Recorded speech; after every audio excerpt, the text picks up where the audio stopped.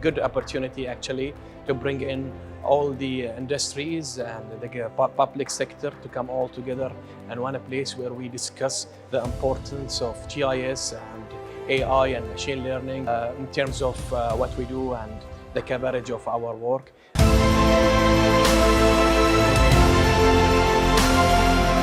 We discussed the recent research breakthroughs in GIS and remote sensing in supporting different domains like smart cities, urban planning, and disaster management.